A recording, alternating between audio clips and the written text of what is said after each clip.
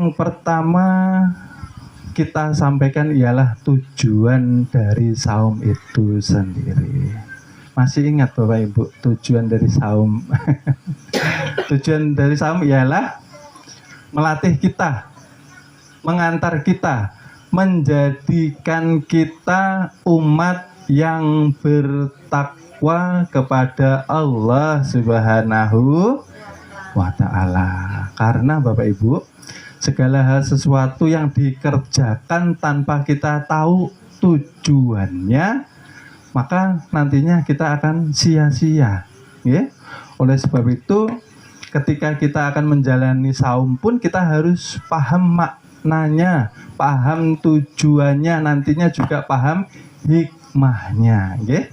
Jadi yang pertama disampaikan tujuannya tadi bertakwa kepada Allah Subhanahu wa Ta'ala. Oke, bertakwa itu ialah menjadikan kita sebagai hamba yang mempunyai sifat tawadu. Oke. Tawadu ialah rendah hati, nggih. Bukan rendah di karena diri kita fitrahnya suci, dimuliakan oleh Allah Subhanahu wa Ta'ala. Jadi di sini takwa di dalamnya termasuk bagian dari tawaduk itu sendiri. Jadi nantinya ketika kita berpuasa sebulan penuh, ciri-ciri, ya, kita berhasil menjalani puasa, kita akan mempunyai sifat kerendah hatian di dalam diri kita. Itu ciri dari keberhasilan kita saum, Bapak Ibu, nggih. Karena berapa banyak umat yang setiap saum, nggih, setiap puasa, setiap Ramadan dilalui tanpa mampu merubah akhlak budi pekerti, tanpa menghasilkan takwa di sisi Allah Subhanahu wa Ta'ala. Ketika orang saum ikut saum, setelah keluar daripada bulan Ramadan kembali lagi akhlaknya.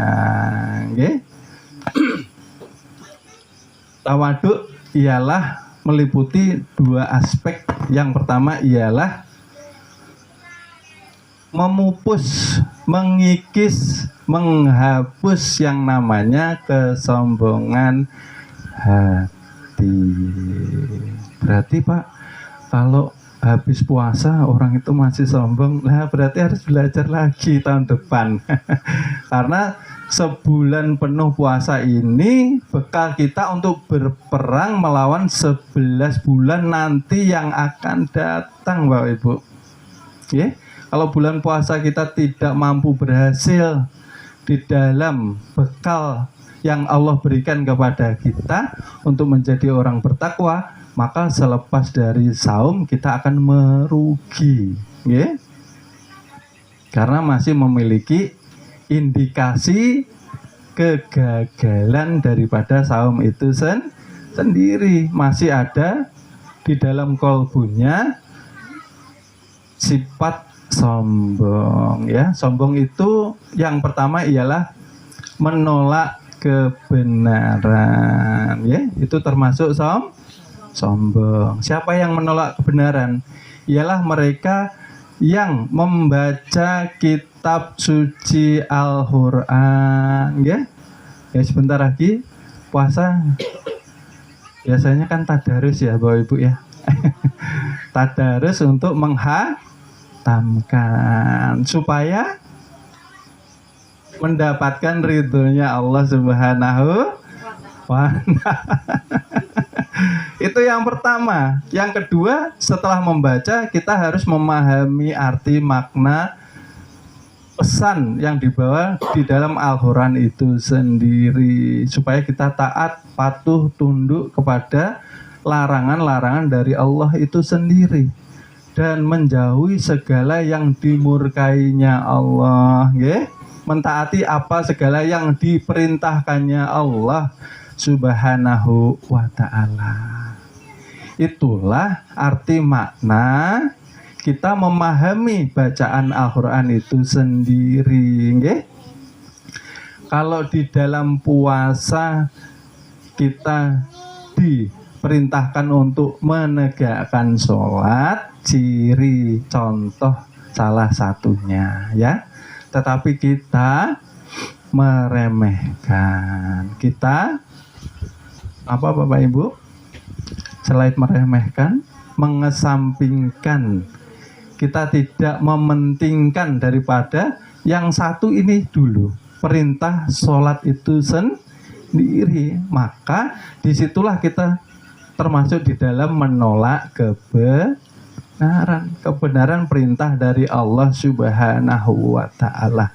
Karena ketika kita meninggalkan sholat, disitulah kita mendapatkan predikat sombong yang tertinggi. Ya Bapak Ibu ya. Kalau belajar ilmu tauhid, belajar ilmu makrifah atau ketuhanan, harus makin rajin sholatnya ya. Jangan belajar ilmu makrifah tapi meninggalkan sholat, ya ini namanya terlipat. Karena Rasulullah sebagai Nabi dan Rasul Habibullah, kekasihnya Allah Bapak Ibu, yang dijamin surganya, yang maksum terjaga daripada dosa-dosa itu pun, kaki beliau sampai bengkak untuk mendirikan sholat tengah malam, bangun tahajud masih ngantuk-ngantuk umpamanya, tetap sholat. Karena apa? Mengungkapkan rasa terima kasihnya kepada Allah Subhanahu wa ta'ala. Tingkatan para Habibullah ini mengungkapkan rasa terima kasih, bukan lagi untuk perintah, bukan hanya sekedar menggugurkan kewajiban. Kenapa berterima kasih Rasulullah? Ya karena setiap hari dialiri dengan Ar-Rahman, dialiri dengan Ar-Rahim, kasih sayang. Di mana kasih sayangnya Bapak Ibu? Masih ingat? Di napas yang telah diberikan kepada kita setiap hari. Itu kasih sayang Allah. Napasnya buat apa? Buat meninggalkan sholat. Malulah sama Allah. Ini KTP-nya apa? Islam. Sholat enggak? Kadang-kadang Pak. Kalau Jumatan mau unjun Pak. Naham. Nang kaito. Nah, paham ya Bapak Ibu? Jadi sholat dirikan untuk rasa terima kasih. Pernah ditolong orang Bapak Ibu? Pernah. Dalam keadaan terjepit, kita susah banget, tapi ditolong orang. Rasanya berterima kasih pasti datang dari hati kita enggak? Datang. Itu yang ditolong manusia. Lah ini setiap hari Allah tidak pernah memutus kasih sayangnya kepada kita. Ya, dengan napas. Lah, napas itu kita pakai untuk apa? Napas penuh kenikmatan. Dengan napas kita bisa menikmati segala sesuatu yang Allah berikan kepada manusia. Nggih. Tadinya bujang berkeluarga, merasa bahagia enggak? Bahagia. Nah, kalau enggak berarti bermasalah ini dengan niatnya. Niat berkeluarga untuk ibadah. Nah, bukan senang-senang ya Bapak Ibu ya. Jadi Rasulullah saja kakinya sampai bengkak sholat ya. Kita harus rajin sholat ya Bapak Ibu ya, supaya tidak mendapat apa itu tadi yang namanya titel kesombongan yang ada di dalam hati kita ya. Yang kedua ialah sombong itu yang dikatakan merupakan meremehkan ya. Yang tadi kesombongan menolak kebenaran, yang kedua senang meremehkan. Kenapa suka meremehkan orang? Faktornya ialah semakin banyak ilmunya, nggih. Orang semakin banyak mengkaji kitab, mempunyai ilmu, entah itu ilmu dunia atau ilmu akhirat, kalau tidak ilmunya ini dibekali dengan ilmu ketuhanan, maka muncul sifat ananiyah, aku yang paling alim.